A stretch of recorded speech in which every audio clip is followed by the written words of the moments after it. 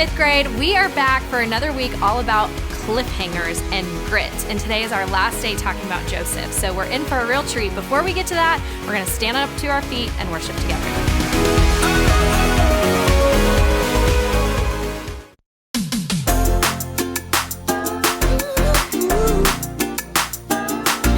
Sometimes life gets hard. That doesn't mean we should give up. When the going gets tough and I wanna give up, I will trust in you. 'Cause you're always gonna lead, always gonna lead, always gonna lead me through. When I'm feeling overwhelmed and almost wanna quit, I will not give in. 'Cause you're giving me strength, the strength to start again. Singing, everybody, come on, let's keep going. Ooh, ooh, ooh, ooh. We're never gonna give up, no. Oh, everybody, come on, let's keep moving. Yeah. Ooh, ooh, ooh, ooh. We're never gonna give up, no. Never gonna give up. Never gonna give up. Never gonna give up. Never gonna give up. No, never gonna give up, no. When I'm feeling like I can't finish where I started, I will look to you. Jesus showed me how. Jesus showed me how to follow you. Singing, everybody, come on, let's keep going. Ooh, ooh, ooh, ooh. We're never gonna give up, no. Oh, everybody, come on, let's keep moving. Yeah. Ooh, ooh, ooh, ooh. We're never gonna give up, no. Never gonna give up. Never gonna give up. Never gonna give up. Never gonna give up, no. Never gonna give up. Never gonna give up. Never gonna give up. Never gonna give up, no. Everybody, come on, let's keep going. Ooh, ooh, ooh, ooh. We're never gonna give up, no. Oh, everybody, come on, let's keep moving. Yeah. Ooh, ooh, ooh, ooh. We're never gonna give up, no. Never gonna give up. Never gonna give up. Never gonna give up. Never gonna give up. Never gonna give up, no. Never gonna give up. Never gonna give up. Never gonna give up. Never gonna give up, no. Welcome to Story Lab. This week we're talking about grit while we take a look at the story of someone whose life went from bad to good, fast enough to make your head spin. Oh, and there's this. Here goes.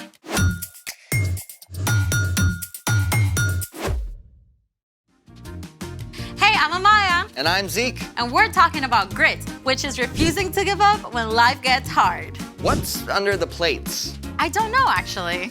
How do you not know? Well, today's story includes a mysterious dream with food. So, mystery food challenge. This is great. Those plates could be filled with all sorts of awesome, weird flavored gummies.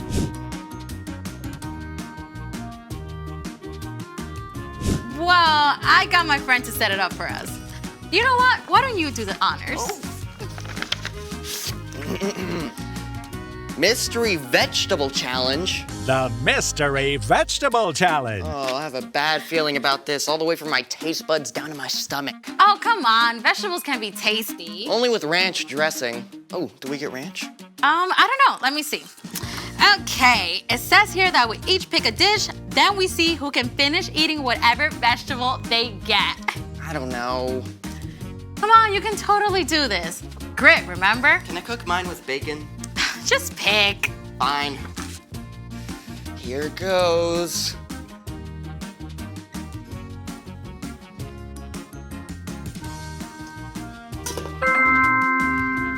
Ooh, that's a lot of carrots. Yeah, I'm definitely gonna beat you. You don't even know what your veggie is yet. Yeah, but I like vegetables. They're good for you. Just pick. All right.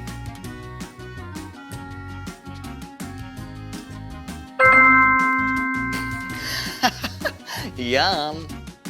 Yum. Oh, this is great. Let's go. You like vegetables, right? Yeah. On your marks. Get set. Go! Oh.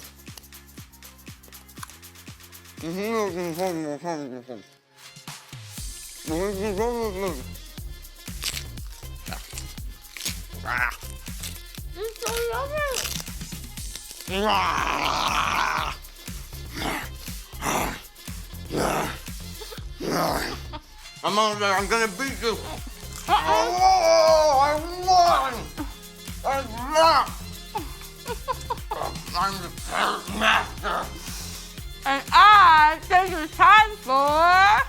The story before the story. Today, we're in the very first book of the Old Testament, Genesis. God created the whole amazing world, but people turned away and broke their relationship with God. Still, God had a plan. God called Abraham and Sarah and promised to bless the whole world through their family line. One of Abraham's great-grandkids, Joseph, was sold into slavery in Egypt by his own brothers and then thrown in prison even though he done nothing wrong. But even there, God was with him, and Joseph didn't give up. That's where our story starts. Take it away, Brian. Hey everyone! Well, we are at the bottom of the roller coaster in Joseph's life. Let's find out if it gets any better. During his time in prison, Joseph had interpreted the dream of Pharaoh's drink taster and asked the man to put in a good word for him, you remember? But the drink taster forgot until 2 years later when Pharaoh called his advisors together. I had 2 dreams last night. Who can tell me what they mean? No one could help Pharaoh until the drink taster, finally remembered Joseph. Pharaoh called for Joseph at once. Now, it must have been a serious shock to be pulled out of prison after so many years and marched straight into the palace. I've heard you can tell what dreams mean. Oh, I can't do it. But God will give the answer.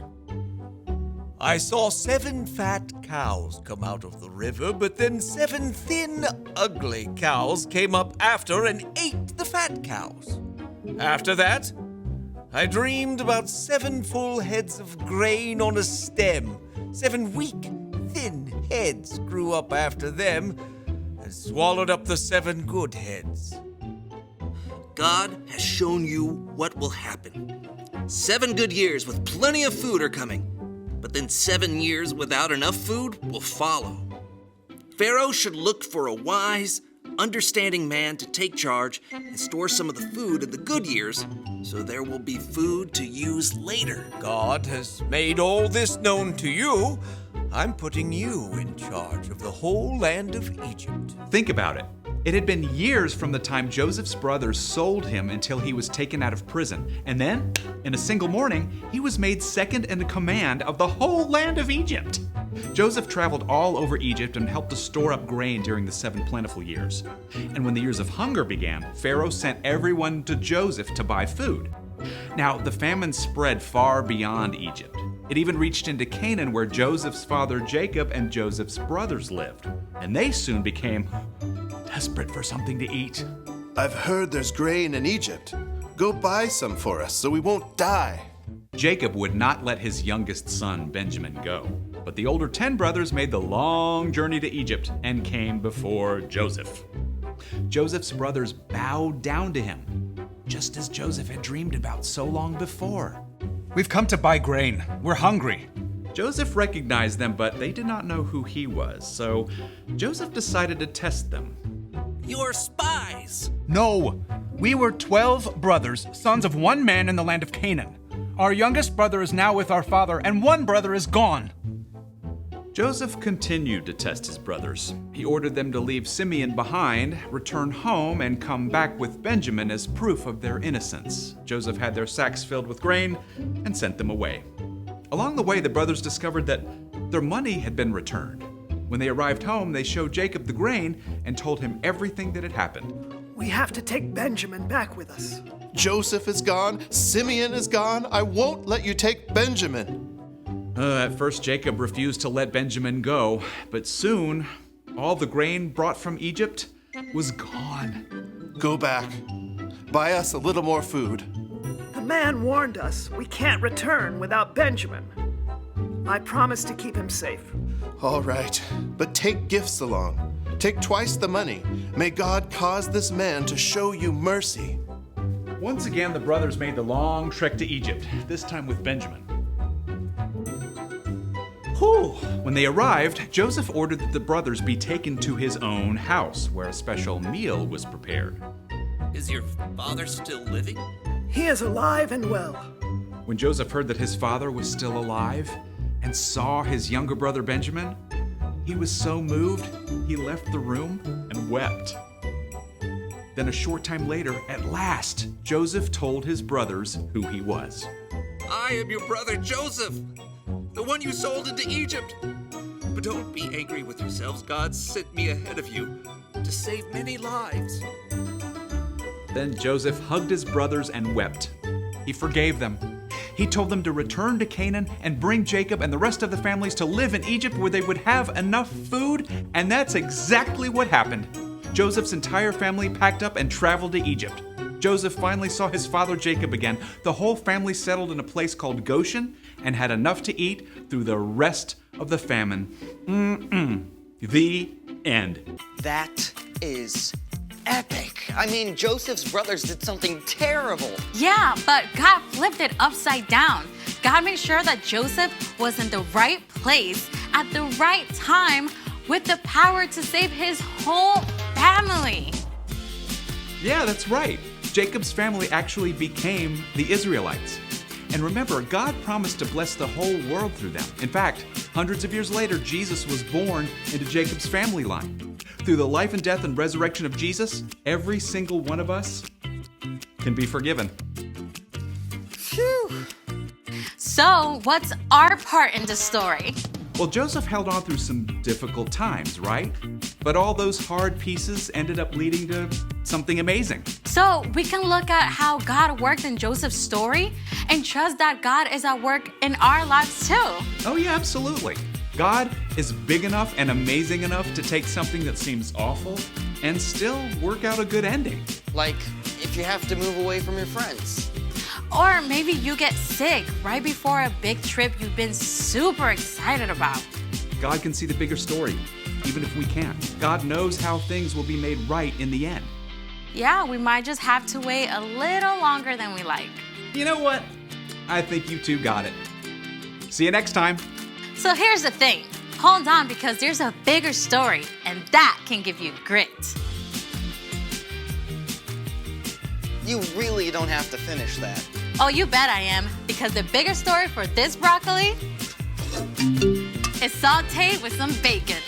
Well, we can't finish without finding out what's in the last dish. Oh, go for it.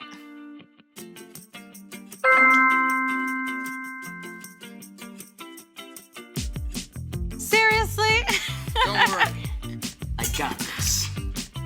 Watch this. Impressive. Thanks for joining us in the Story Lab. See you next time. All right. Whoa. Let's go find some bacon.